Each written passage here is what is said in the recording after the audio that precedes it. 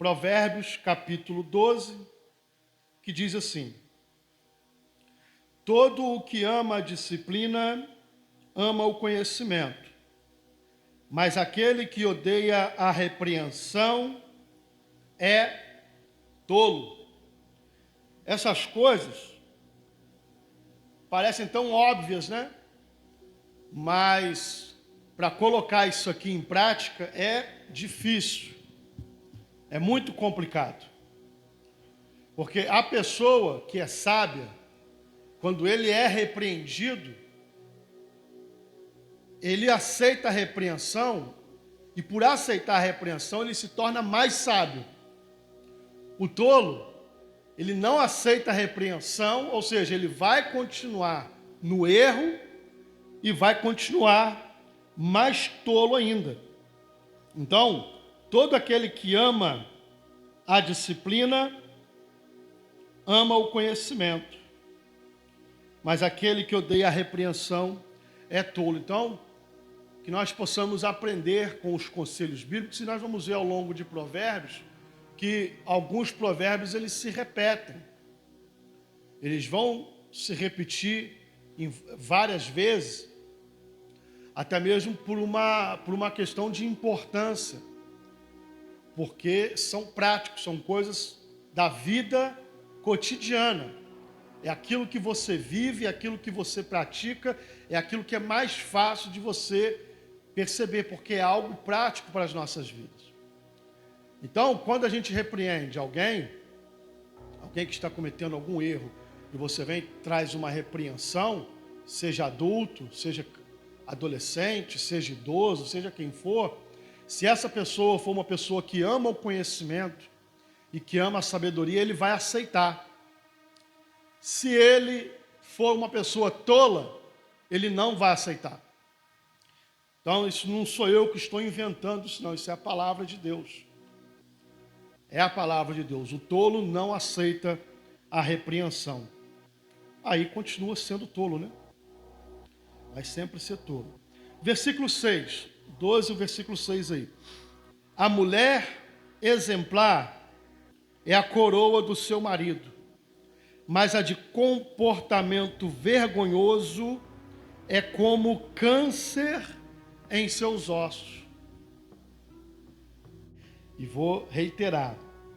Versículo 4.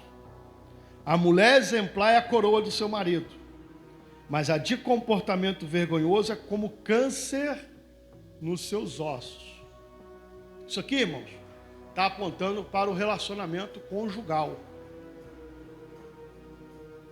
E o interessante aqui é que isso aqui não é só apontado para a mulher, não. É um princípio. É um princípio. Nós vemos, né, nos provérbios anteriores que um filho, por exemplo, que é tolo, desobediente, ele traz vergonha para a sua casa, para os seus pais. Então, a mulher que tem atos, né, vergonhosos, comportamento vergonhoso, ela traz sobre o seu marido uma grande vergonha, e vice-versa. O marido que não sabe se comportar, ele vai trazer uma vergonha tal sobre a vida da sua esposa, que vai ser como se ela tivesse com câncer nos ossos. O que isso significa? Significa, no ato do relacionamento, um está puxando para um lado, o outro puxando para o outro.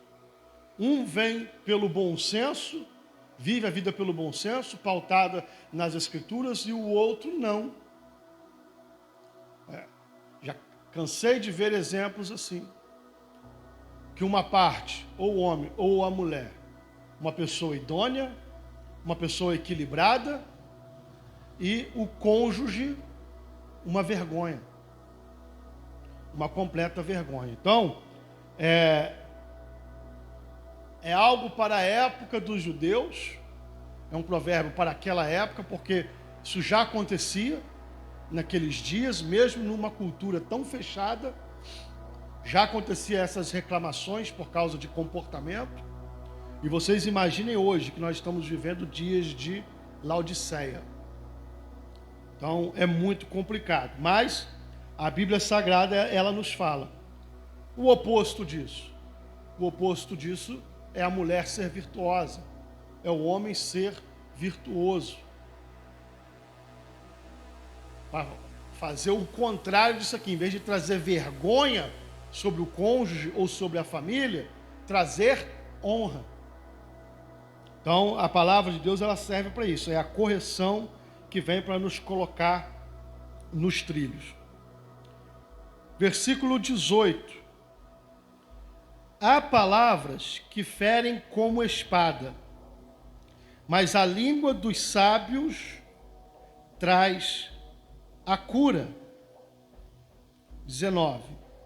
Os lábios que dizem a verdade permanecem para sempre, mas a língua mentirosa dura apenas um instante.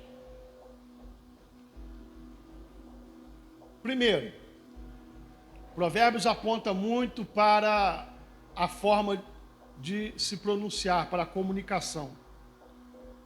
Fala muito sobre a comunicação, a maneira de comunicar. E o que isso quer dizer? Tem várias formas de você falar.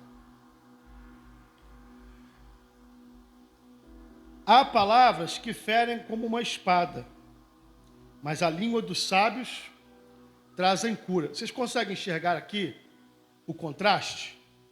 É a Bíblia que está dizendo. Quem é sábio tem uma palavra para trazer cura. O contrário disso é o quê? É uma pessoa que fala com dureza, ríspido. E essas palavras podem ferir. Às vezes as pessoas acham que causar ferimento é só agressão física. Não é. Tem palavras que ferem mais do que uma agressão física.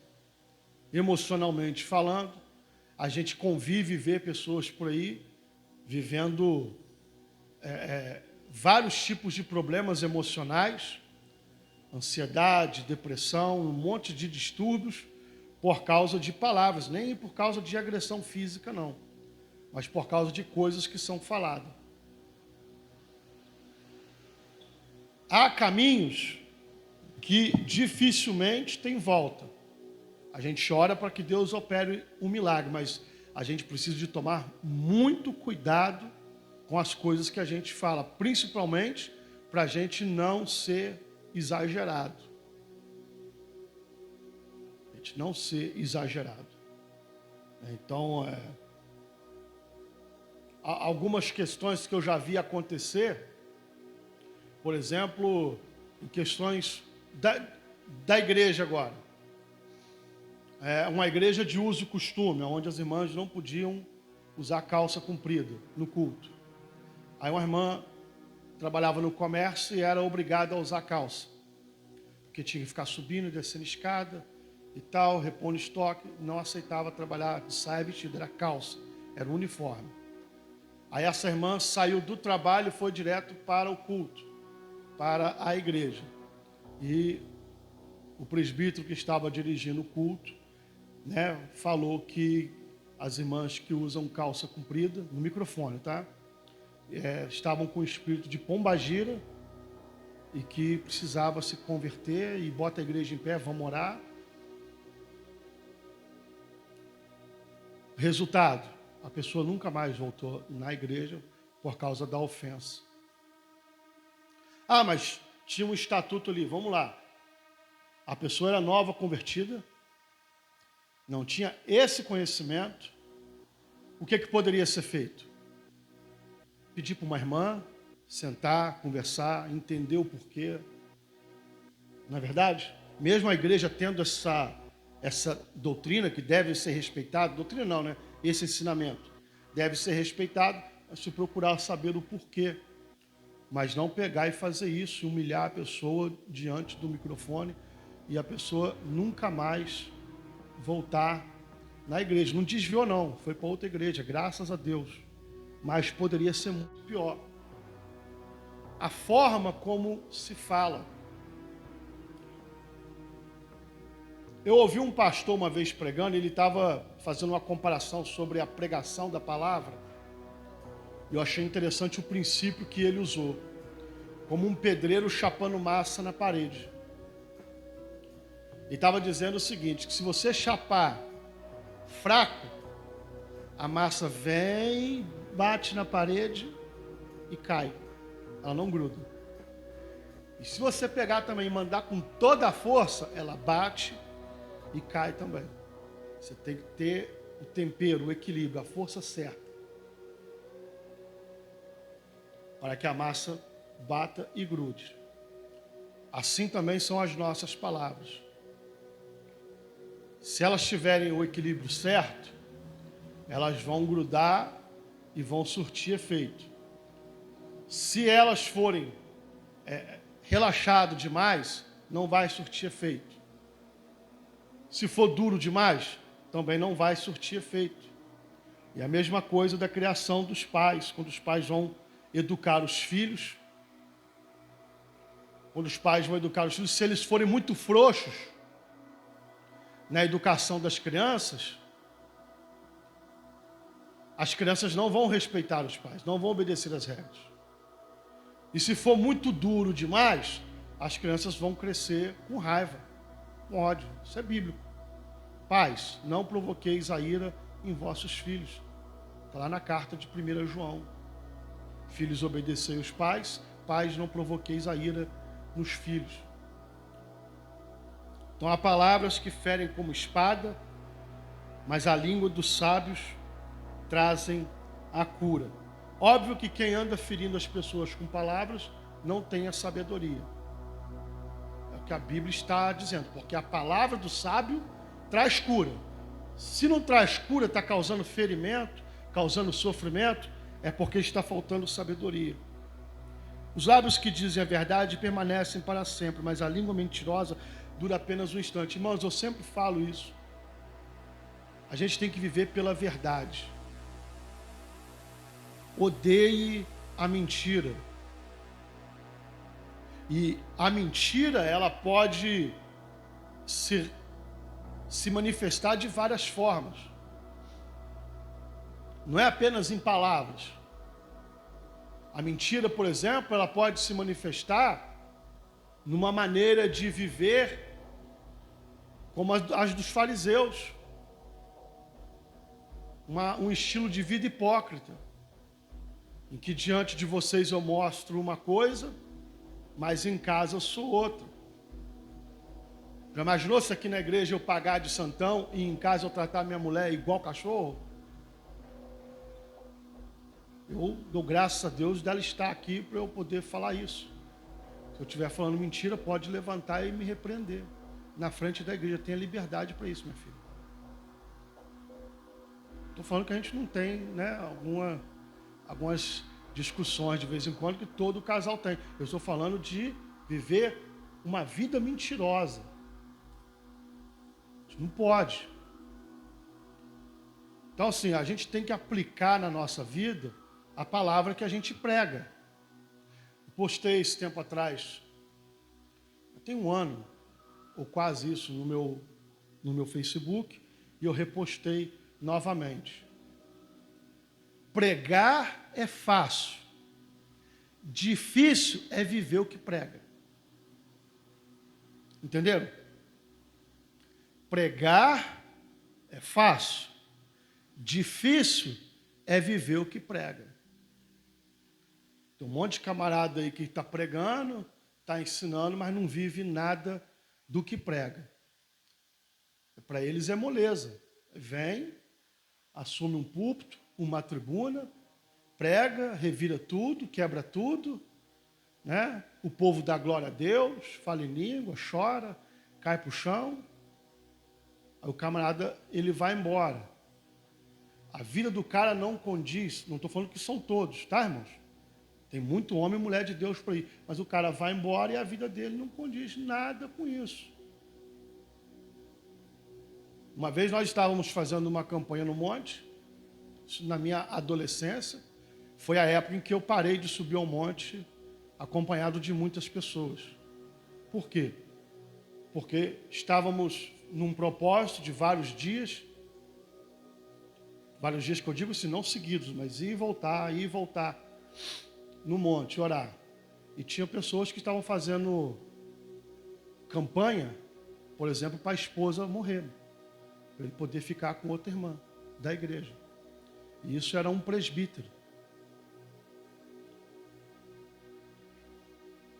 Então, quando nós descobrimos isso, ele foi repreendido pelo pastor e tudo, mas aí eu percebi o quê? Não dá para acompanhar esse pessoal todo, porque tem muita gente que nem sabe o que está fazendo. O propósito é orar. É orar. Aí eu passei aí no monte com o meu pai. Ah, você fala tanto do seu pai, é a minha referência. É a minha referência. Homem de Deus, crente, convivi dentro de casa. Crente. Nunca vi ele levantar a mão para minha mãe. Nunca. Nunca vi meu pai xingar um palavrão. Nunca vi o meu pai ficar devendo. Homem íntegro. Viver o que prega. Aí nós passamos a orar no monte junto. E às vezes ele não queria ir à noite, né, por causa da idade e tal, a gente ia de manhã. De amanhecer a gente subia para o monte, antes do trabalho. Orava, descia, foi um dos melhores períodos da minha vida. Só eu e ele orando. Um ajoelhava num canto, o outro no outro. A gente louvava, a gente sentia a presença de Deus. Deus falava, Deus abençoava.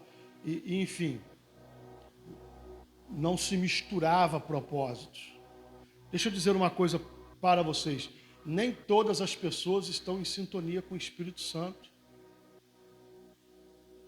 Às vezes você tem um propósito com Deus, você está numa sintonia com Deus, mas isso não quer dizer que a outra pessoa também está. Eu não estou querendo fazer um juízo de valor daquela pessoa, não. Mas nós temos alguns exemplos bíblicos, exemplos práticos na história da igreja, por exemplo, de pregadores, evangelistas, avivalistas como John Wesley, que ele não aceitava andar com pessoas que não estivessem no mesmo propósito que ele. Não que ele dissesse que essas pessoas fossem para o inferno, ou porque não é crente, não, é porque ele tinha um propósito. E ele queria que nesse propósito só estivesse pessoas com o mesmo propósito que ele. Por quê? Porque a missão é árdua. O levante de Satanás contra nossas vidas, ele é árduo, não tem espaço para mentira na nossa vida, irmãos. Eu já vi acontecer várias vezes. Já vi acontecer até aqui nas dependências. O telefone toca. Fulano quer falar com você. Fala que eu não estou. Eu olhei na hora e eu repreendi. Falei assim, quem fala mentirinha, se mente numa coisa à toa, imagina quando vier uma coisa grande, pesada. Aí é que vai falar mentira mesmo. A mentira é uma coisa tão séria que a Bíblia vai dizer que os lábios que dizem a verdade permanecem para sempre. Você sabe por quê? Porque a verdade, ela é eterna. A verdade não cai. Ela não pode ser derrubada. Mas a mentira, ela é um engano. Então não se deve falar mentira. Eu bato sempre nessa tecla aqui para vocês. Satanás é o pai, ele é colocado por Jesus Cristo como o pai da mentira. E lá em Apocalipse 22, versículo 15, vai dizer que ficarão de fora cães, feiticeiros, adúlteros, todo que ama e pratica mentira. Vejam que não é qualquer coisa. Às vezes a pessoa fala mentira e acha que está tranquilo. Mas não é qualquer coisa, porque a Bíblia vai dizer que as pessoas que praticam isso não vão entrar no reino de Deus. O contexto é esse. Vê lá, um versículo antes está dizendo assim: bem-aventurado aqueles que lavam as suas vestiduras no sangue do Cordeiro, para que tenham acesso à cidade e possam entrar nela pelas portas. Aí embaixo vem dizendo: ficarão de fora cães, feiticeiros, idólatras. Vocês estão entendendo a gravidade da situação? Por que a gente deve viver pela verdade? Pela verdade. Se se te perguntarem algo e esse algo for causar um atrito muito grande ou for causar uma morte, não fala nada, fica calado. Mas não minta. Eu já contei para vocês aqui diversos exemplos. Você não é obrigado a falar nada, você não tem que falar, fica calado. Não vou falar. É melhor do que falar mentira, porque a omissão não é pecado. No caso de você se calar, para que não haja uma tragédia, fica calado. Não fala nada. É melhor do que falar e comprometer o seu caráter com Deus. Deixa eu falar uma outra coisa aqui para vocês. Quando uma pessoa fala uma mentira, ele perde a credibilidade. Eu não sei até onde vocês dão importância para isso. Eu dou muita importância. Porque se eu vejo uma pessoa falando uma mentira, eu perco a minha confiança naquela pessoa. Como eu disse a vocês aqui, se mente numa coisa à toa, imagina quando vir algo sério. Então, a gente tem que viver pela verdade. E a mentira tem perna curta. Como disse aqui, a mentira durará só um momento. Por um instante, a mentira cola. Por um instante, a mentira se mostra eficiente. Mas daqui a pouco a verdade vem e joga tudo por terra. E a pessoa fica com fama de mentiroso. De uma pessoa não digna de confiança. Então guardem bem esse conselho. Os provérbios, irmãos, são conselhos práticos para as nossas vidas. Tá? Mais uma vez, continua falando sobre a língua.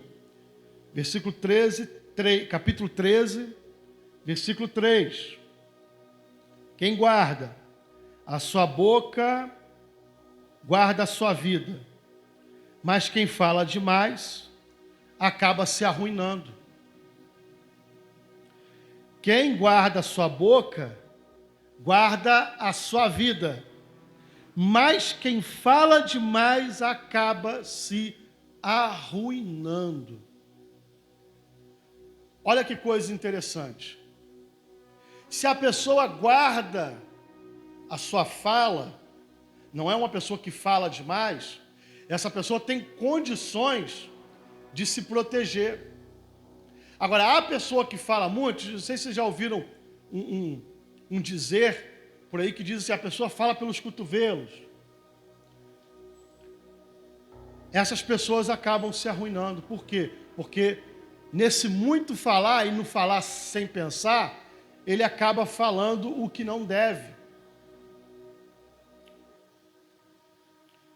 Versículo 20. Aquele que anda com os sábios será cada vez mais sábio, mas o companheiro dos tolos acabará mal.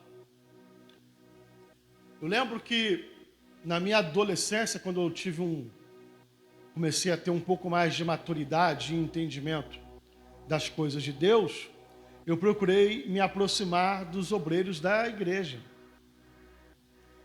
Lógico, eu tinha a minha convivência com os adolescentes, né? Adolescente que eu digo 16 anos, 17, 18, né? Já jovem, né? Praticamente. E a minha estratégia era me aproximar. Por quê? Aquele que anda com os sábios será cada vez mais sábio. O companheiro dos tolos acabará mal. O que uma pessoa tola tem para agregar? Nada. Ele só vai te jogar para baixo. Se você andar no meio de um monte de pessoas tolas, essas pessoas vão acabar te levando para a ruína. Já ouviram dizer que as más companhias corrompem os bons costumes? Isso é bíblico. Então, se você anda e procura se aproximar de pessoas sábias, você vai ficar mais sábio. Verso 24.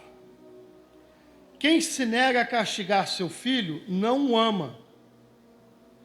Quem o ama, não hesita em discipliná-lo.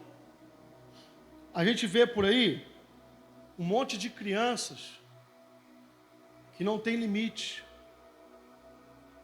Crescem sem saber o que é o não. Crescem sem saber o que é ter limites, o que não é ter tudo nas mãos. E são crianças que crescem achando que, por exemplo, pode gritar com o pai e com a mãe. Eu já vi crianças gritando com o pai e com a mãe. Isso aí é uma falha na educação. Hoje em dia é muito comum você dizer que os pais... Você vê, né, algumas pessoas usando de um princípio de que você tem que conversar. Realmente, a primeira abordagem é o diálogo. O filho está errado? Então você vai corrigi-lo através do diálogo. Você vai dialogar com ele. Você entendeu? Entendeu? Por que não pode? Por que isso? Por que aquilo? Entendi. Então tá bom. Não faz mais. Diálogo. Conversa. Aí o filho não dá ouvido. Faz de novo. De novo. Você tenta dialogar novamente. Não está dando efeito? Castigo. Hoje, as crianças estão tudo aí com tablet, com celular, computador, internet em casa, TV a cabo. Tira. Corta. Eu vou usar um exemplo aqui. A Stephanie estava com WhatsApp de conversa com pessoas que ela nem conhecia. Ela tinha 13 anos, Cris. 12, né? Namorico de WhatsApp. A Cris tomou o celular dela por 2 anos.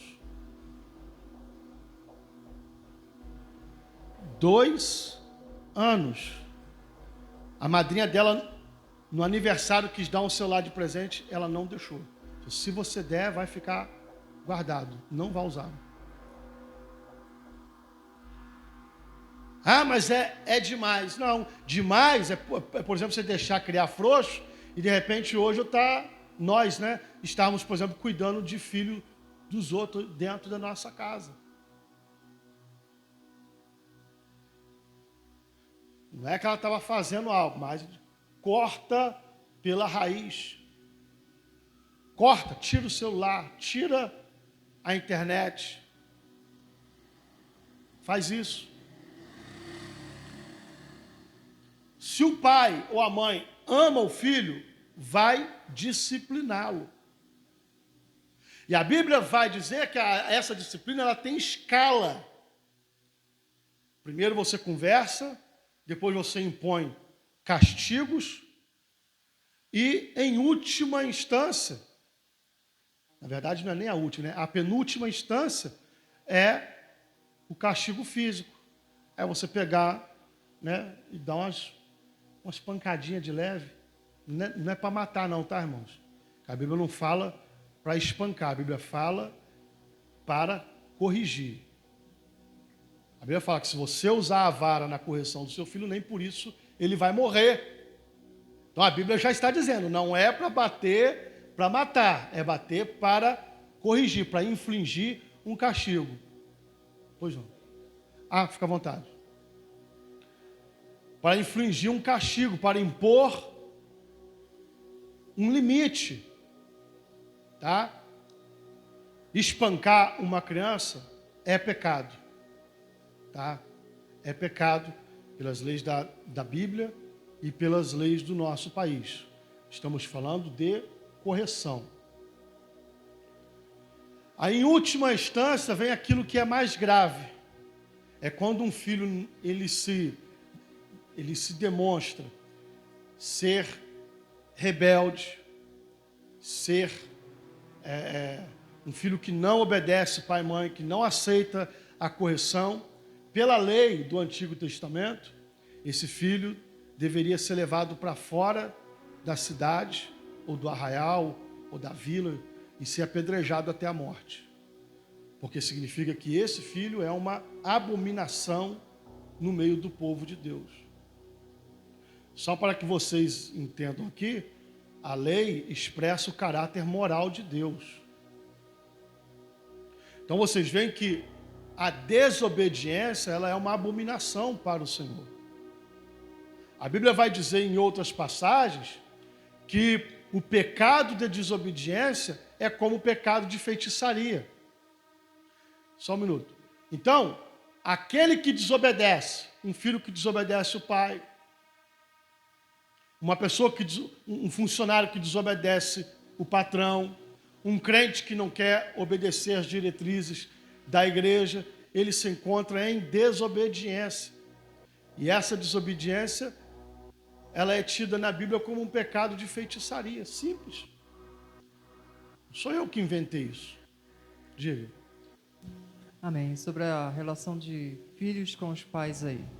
É importante também ressaltar que além dos pais também ter que ser um exemplo, independente dos erros que já tiveram, é claro que todo mundo tem uma chance de ser um exemplo, a maneira com que também os pais se dirigem aos filhos mediante as palavras, as atitudes das palavras, porque infelizmente tem pais, quando vão dar conselhos, eles simplesmente alteram sua voz gritando e falando de uma maneira muito errônea com o filho, porque um adolescente é pior ainda, o adolescente não entende, para ele compreender as coisas, os conselhos, é mais difícil do que uma criança de menos de 10 anos ou do que uma pessoa maior de 18. O adolescente é terrível para entender. Então, assim, quando o pai ou a mãe grita demais com o filho e, pior, se não tiver exemplos, fica complicado. A gente não vai trabalhar com exceções, né? Na via de regra, o pai e a mãe quer para os filhos o melhor, correto? E outra coisa, o pai e a mãe têm que ter moral. Vamos lá, o pai é um cachaceiro. Ele vai falar para o filho dele não beber, porque a bebida alcoólica faz mal. Ele está falando a verdade? Ele está falando a verdade, mas ele tem moral para ensinar? Não tem. Então, assim, existem vários exemplos, né? O camarada leva uma vida torta e quer dizer para o filho que o filho tem que levar uma vida correta. Ele vai ouvir do filho o quê? Você não faz. Então, eu já presenciei isso. Uma vez eu falei para uma mãe que a culpa das filhas dela estarem do jeito que está era dela. Falei na cara. Não gostou. Eu discordo, eu não concordo. Você pode até não concordar, mas eu já cheguei de noite e vi suas filhas na rua chorando, querendo saber aonde está a mãe. E a mãe estava para os botecos bebendo. Aí hoje quer pagar, né? Depois quer pagar dar lição de moral. A criança não vai assimilar isso, porque a correção ela tem que vir acompanhada de exemplo. Tem que vir acompanhada de exemplo, tá? Capítulo 14. A mulher sábia edifica a sua casa, mas com as próprias mãos a insensata derruba a sua. Olha que coisa interessante. A Bíblia vai fazer essa atribuição às mulheres, que a mulher sábia edifica a casa. A tola derruba com as próprias mãos. Você não vê essa atribuição, ela sendo dada para o homem, embora que o princípio possa ser aplicado. O homem sensato, com certeza, ele vai edificar a sua casa. Mas a Bíblia traz essa responsabilidade para a mulher, principalmente porque na época do Antigo Testamento, nessa época aqui, o costume era o quê? O homem saía para trabalhar, a mulher ficava em casa e era a mulher que educava os filhos. A mulher educava os filhos e a mulher tomava conta das finanças da casa. Administrava a casa. Mas há uma exceção. Aí é exceção. Eu estou falando em via de regra, era isso. Então a mulher sábia ou ela edifica e a tola ela vai derrubar. A mulher sábia, ela vai contrair dívida? Ela não vai contrair dívida. Porque se ela contrair dívida, ela vai arruinar a família. A mulher sábia, ela vai viver de fofoca pelas esquinas? Não. Porque senão ela vai atrair ruína para a sua família. Deixa eu dizer uma coisa aqui para vocês. Eu lembro, deu uma briga lá entre vizinhos, uma discussão muito grande, jogaram pedra no outro, e a mulherada querendo brigar, homem envolvido por meio, uma brigaiada. Eu vi porque da minha casa dava para ver e ouvir, né? Aí a mulherada fica toda doida, né? Vai lá! Eu ir lá? Não vou mesmo. Você vai lá se meter num rolo de outras pessoas, pessoas que estavam na rua, jogando conversa fora, fazendo fofoca da vida alheia, até que deu ruim. Aí agora eu vou lá para separar ele, correndo o risco de levar uma paulada, de levar um soco, você acabar se envolvendo na briga, alguém fala assim, olha lá, ó, o irmão estava no meio. O que você quer dizer com isso? Eu lembro que o marido de uma delas estava acabando de chegar do trabalho.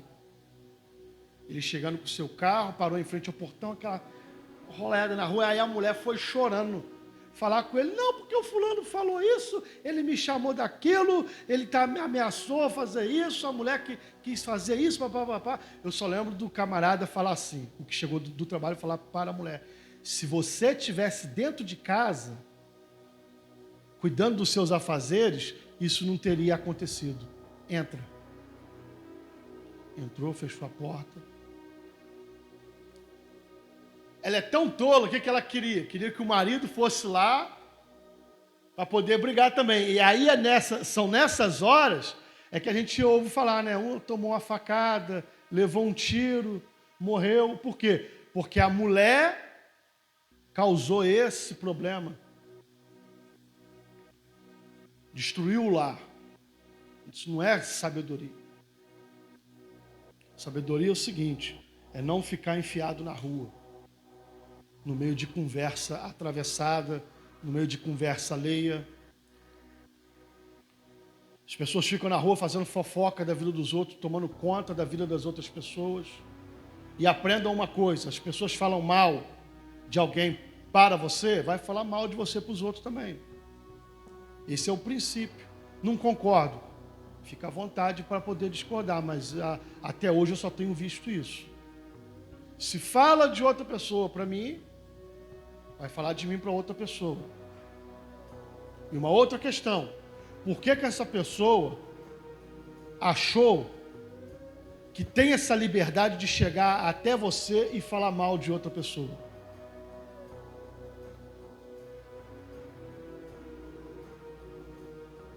Por quê? É raro isso acontecer comigo. Comigo que eu digo, pessoas chegarem até mim com calúnia, com difamação. Por quê? Eu pergunto, tem prova? Não tem, então cala a boca. Uma vez vieram falar para mim assim, mas se tiver acontecendo isso, assado, né? Questão de pecado grave. Tem prova? Não tem. Então, o conselho bíblico é o quê? Calado. É não aceitar acusação contra os ministros de Deus, a não ser que tenha 2 ou 3 testemunhas. Vamos adaptar para hoje. Tem vídeo, tem áudio, tem foto, E ainda assim tem que tomar cuidado, porque leva para a justiça, chama um técnico, né, de arte, o camarada ele mostra direitinho aonde fizeram cortes, aonde fizeram edições. Às vezes você está ali numa foto abraçado com um irmão de igreja. Tem como tirar aquela pessoa e colocar outra. E só quem é técnico ou tem uma visão muito apurada que vai conseguir ver. Vai conseguir identificar isso. Então a gente precisa de tomar muito cuidado. Esses dias mandaram um vídeo, questão de política, de um discurso do Lula. Ele falando um monte de, assim, coisas pesadas. E eu percebi os picotes no vídeo. Eu falei assim, irmão, deixa eu falar uma coisa aqui para você. Por mais que eu também seja contra, né, o posicionamento político de esquerda, mas para mim o que vale é a verdade, tem que estar acima de tudo. Esse camarada tinha que estar preso realmente, tudo bem, mas esse vídeo aí é um vídeo mentiroso. Não compartilhe isso para as pessoas mais não. Veja como que ele está, sabe? Todas as frases tiradas de contexto. Então você percebe os picotes, sabe? Ele está falando assim, daqui a pouco vira para cá, tirado de contexto. Então a gente tem que viver pela verdade e tomar muito cuidado. A mulher sábia edifica a sua casa, e esse princípio vale para o homem, esse princípio vale para o filho, esse princípio vale para todos nós. Quem é sábio vai trabalhar para edificar. Quem é tolo vai trabalhar para derrubar. 14, 12. Há caminho que parece certo ao homem, mas o final conduz à morte. Quando a gente pregava em ar livre, a gente pregava muito isso, né? Eu, pelo menos, né? Usava muito esse texto. Há caminho que ao homem parece ser bom, mas o seu final é um final de morte. Eu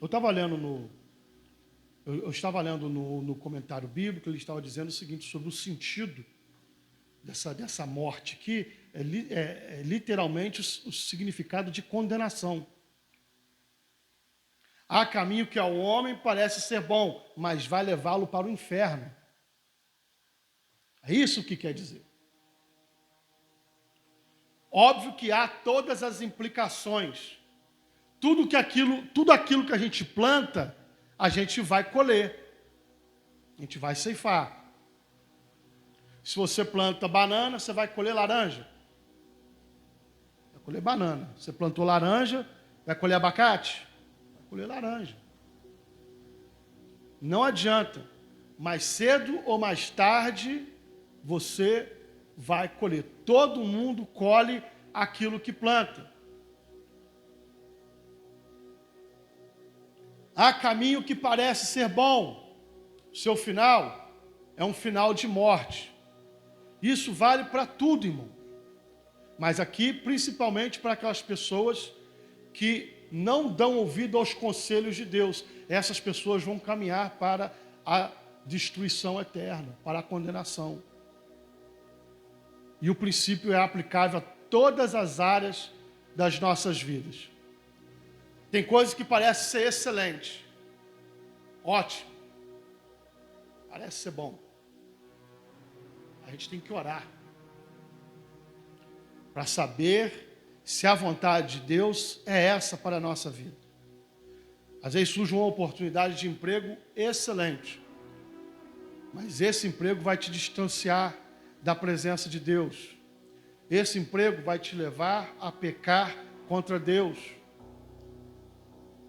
Pessoas que pediram tanto a Deus um serviço, aí arruma um serviço e lá no serviço acaba arrumando uma amante. Ou um amante. Eu já cansei de ver isso. Há caminho que parece ser bom, mas o seu final é um caminho de morte. Vocês querem ver uma coisa interessante? Jesus fala sobre a questão do escândalo, e tem um princípio muito interessante ali. Se o teu olho te escandaliza, arranca-o e lança para longe de ti. Se a tua mão te escandaliza, corta ela e lança para longe de você. É melhor entrar no céu caolho, o aleijado, do que por inteiro ser lançado no inferno. Eu não inventei isso. Isso é a palavra de Deus. O que isso tem a ver com os caminhos? Ora, tem caminhos que parecem ser bons, mas precisam ser descartados. E é difícil. O caminho aqui pode se englobar várias coisas, como, por exemplo, as nossas escolhas e decisões estão envolvidas aqui. Se você faz escolhas ruins, você vai ter uma colheita ruim. E essa colheita pode te fazer você a distanciar de Deus. Se isso te distancia de Deus, isso é uma pedra de tropeço. Volto a dizer a vocês, se o teu olho te escandaliza, arranca-o e lança fora. Se a tua mão te escandaliza, arranca e joga fora. Muitas pessoas vão dizer que Jesus estava falando isso de forma figurada. Será? Quando ele vai dizer assim que muitos homens se fizeram eunucos por causa do reino de Deus, ele estava falando de forma figurada?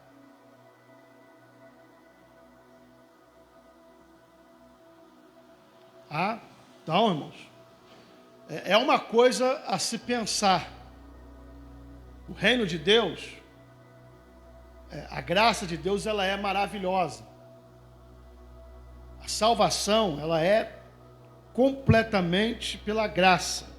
Ela não depende dos nossos méritos. Correto. Mas a nossa forma de viver é que vai demonstrar se nós temos essa graça na nossa vida. Um exemplo, um dos fatores, que vão evidenciar a graça de Deus em nossas vidas é o Espírito Santo. O Espírito Santo vem sobre a vida da pessoa. Olha, o Espírito é um espírito de bagunça ou é um Espírito Santo? Ele é um espírito mentiroso, caluniador, hipócrita?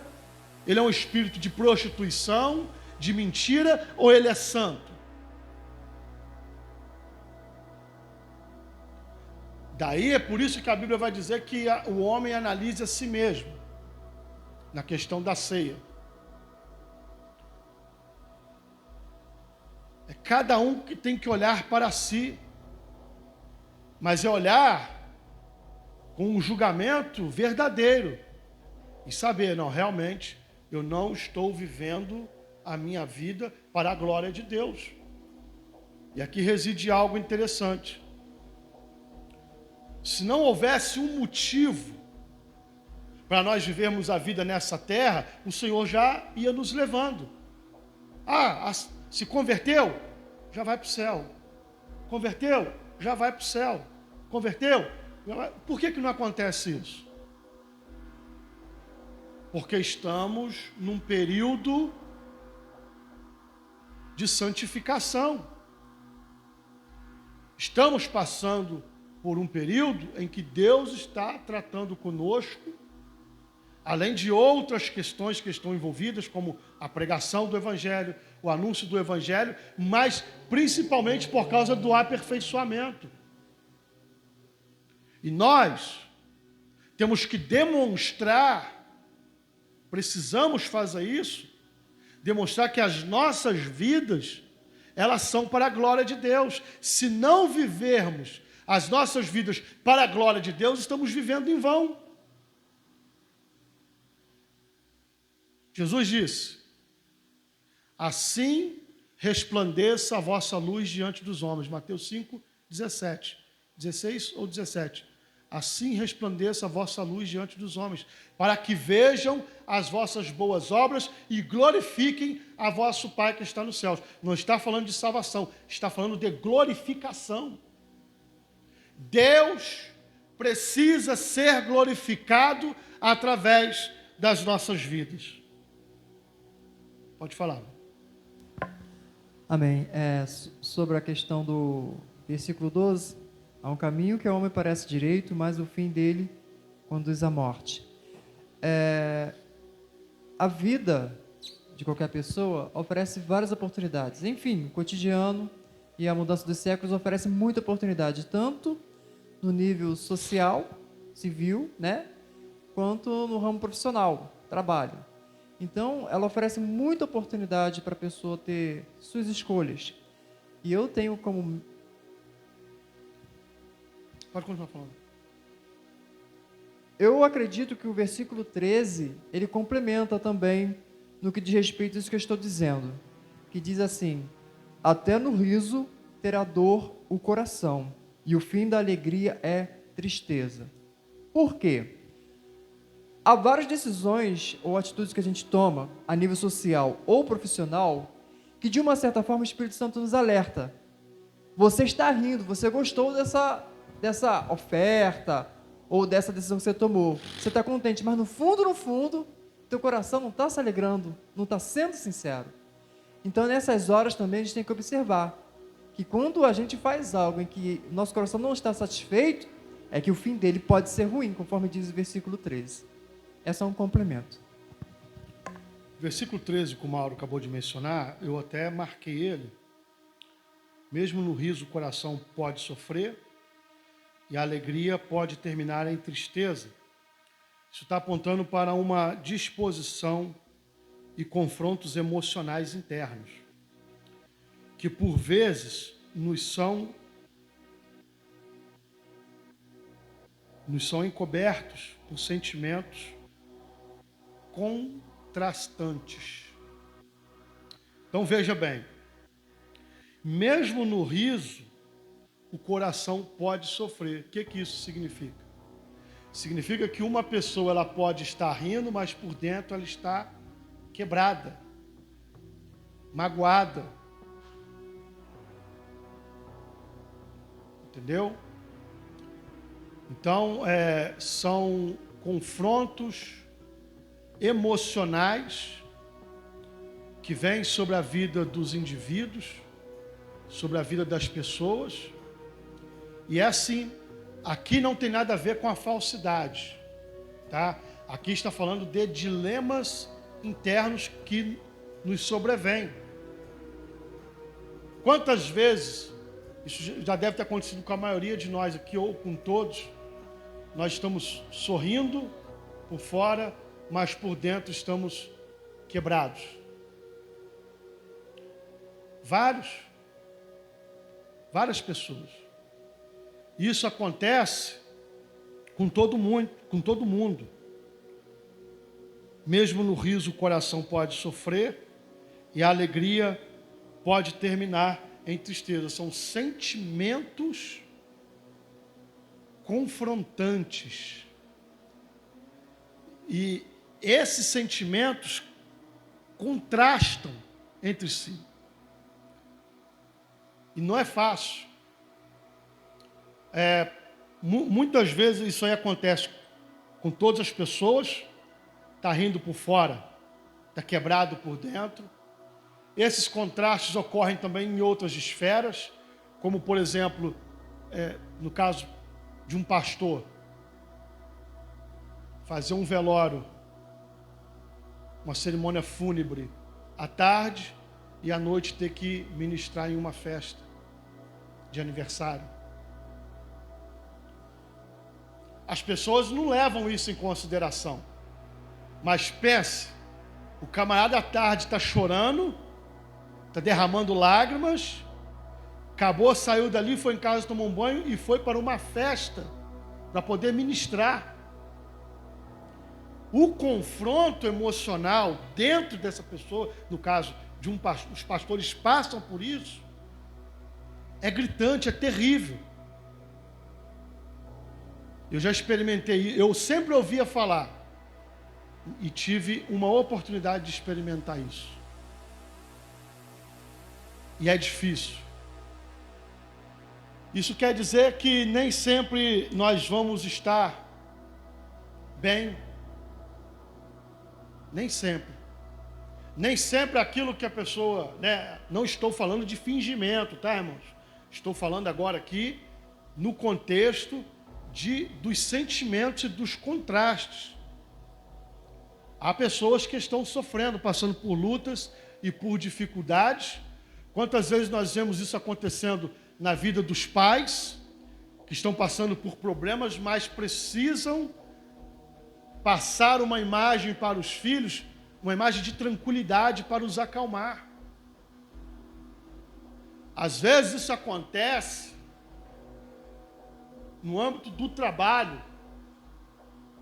Às vezes eu vejo Cris querendo entrar em desespero por causa de questões de trabalho, questões realmente preocupantes e difíceis. E eu tenho que dar força para ela, mas por dentro eu estou clamando. Meu Deus, tenha misericórdia. Então, esses contrastes, eles ocorrem, tá? Não tem a ver com falsidade, não. Tem a ver com as questões das nossas vidas e dos nossos sentimentos, que por via das vezes se contrastam. O versículo 20. Os pobres são evitados por seus vizinhos, mas os amigos dos ricos são muitos. Quem despreza o próximo comete pecado, mas como é feliz quem trata com bondade os necessitados. Outra verdade bíblica. O pobre é evitado, o pobre não tem muitos amigos. Ele é evitado. Se a pessoa estiver em necessidade, ela acaba sendo evitada pelas pessoas por causa da sua situação. Mas isso não acontece com o rico. A Bíblia vai dizer que o rico tem muitos amigos. Amigos entre aspas, porque quando acaba o dinheiro, acabam as amizades. Só um minuto. Quando acaba o dinheiro, acaba as amizades. Então, o que isso quer dizer? A gente precisa de tomar cuidado com quem está ao nosso redor. As pessoas que fazem parte do nosso círculo de amizade, precisamos ter essa sensibilidade para entender se essas pessoas não estão se aproximando de nós por interesse ou conveniência. O camarada é muito amigo teu enquanto tu tem uma casa na praia. Enquanto tu tem um carro para estar sempre emprestando. Fala não para tu ver. Enquanto você tem bens, você tem as coisas, as pessoas se aproximam. Muitas delas por interesse. E a Bíblia vai dizer que o pobre, ele é abandonado, evitado até mesmo por seus vizinhos. Pode falar, irmão. Ok. Desde quando eu conheci essa palavra, eu julgava muito assim, pela questão de pobre no quesito material, né, bens, e o rico também no quesito bens. E realmente a Bíblia não nega, isso acontece sim, tá? Mas como a gente vai crescendo, sendo maduro na palavra de Deus, é até uma pergunta que eu quero te fazer, não precisa responder, mas enfim. O que é realmente pobre? O que é realmente ser um pobre? Tirando essa questão de bens materiais. Aqui está falando do necessitado. Sim, sim. Porque eu conheço... O contraste aqui é riqueza e pobreza. Então, são bens materiais, isso, literalmente. Tem pessoas que são pobres, eu vou falar assim, no quesito conhecimento, educação, ser diligente. Então, eu consigo ver rico, uma pessoa farta de bens materiais, e que tem esse tipo de pobreza que não dá para chegar, não dá para se aproximar. Acho que o irmão entendeu. Nesse caso aqui está se referindo a uma pessoa que passa necessidade. Não é uma pessoa de classe pobre, de padrão baixo de vida. A pessoa é pobre, mas não está passando fome, ele trabalha, tem o padrão de vida dele. Não é essa pessoa que a Bíblia está se referindo. Ele está se referindo ao necessitado.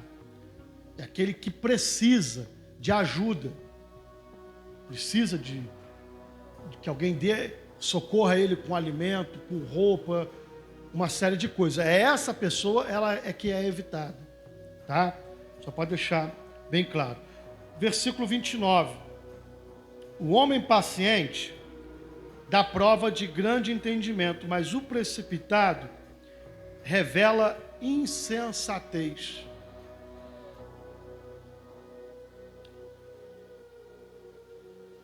O homem paciente dá prova de grande entendimento.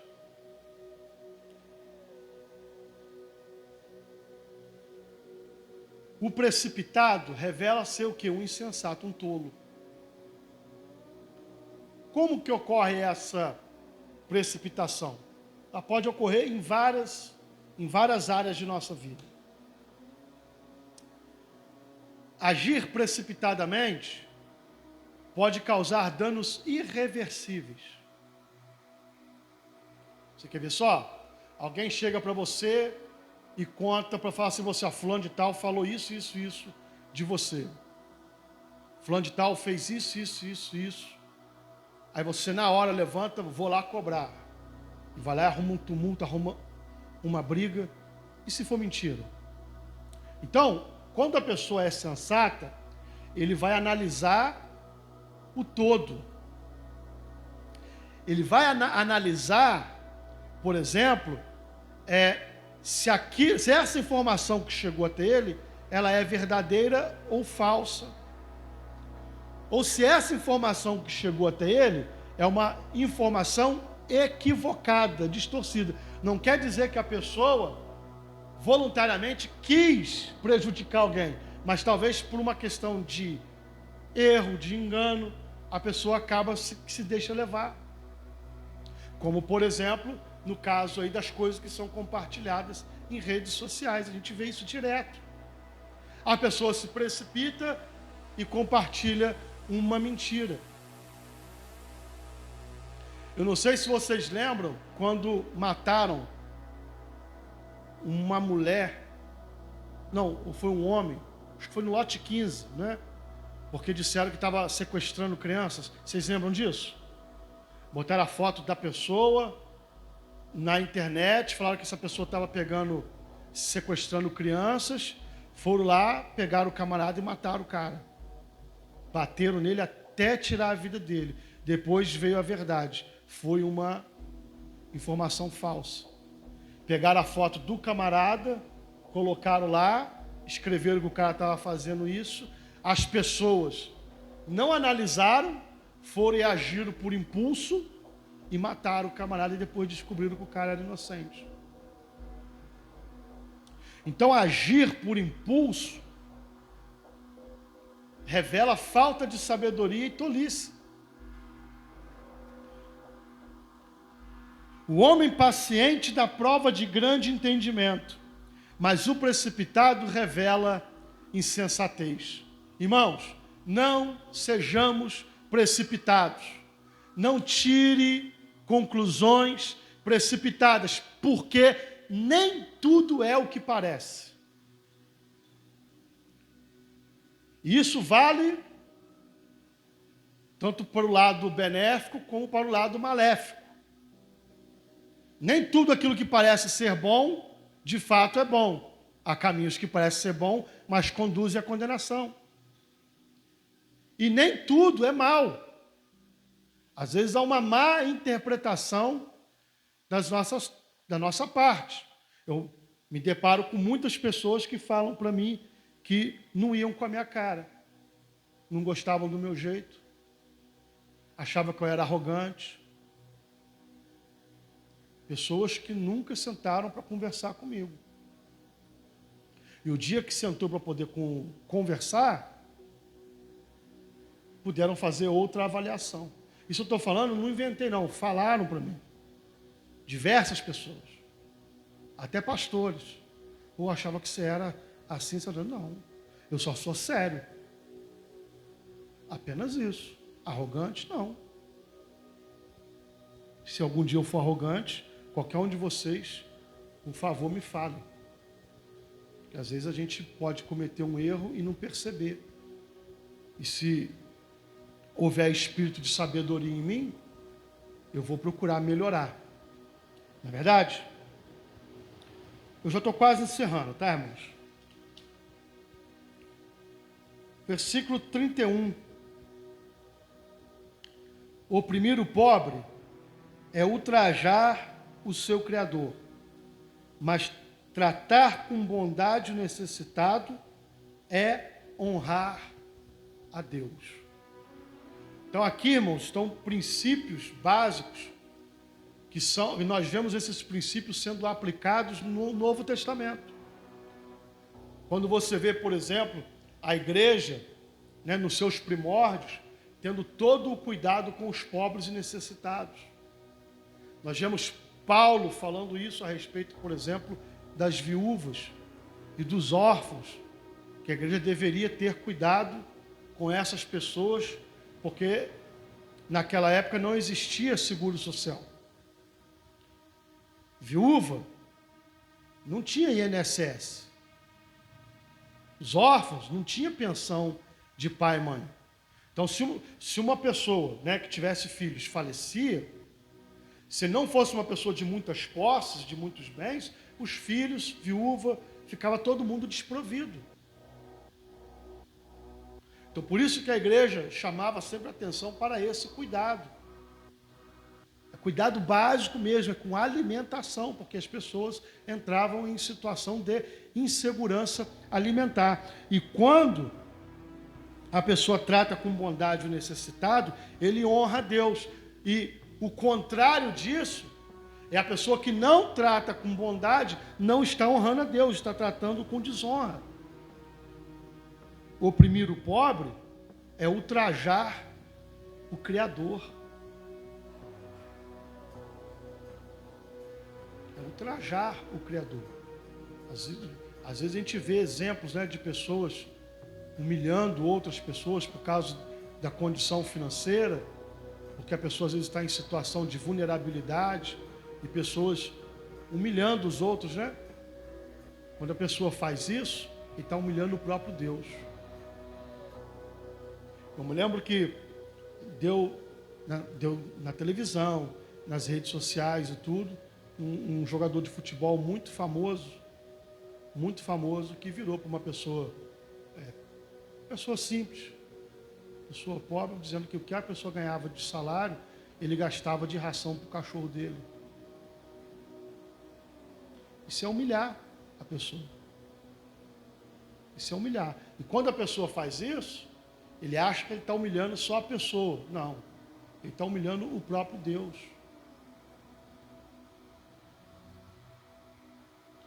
Falo para vocês que existe isso. Já passei por isso. Já presenciei isso. Está me olhando? Eu já passei por isso. Na minha adolescência, já passei.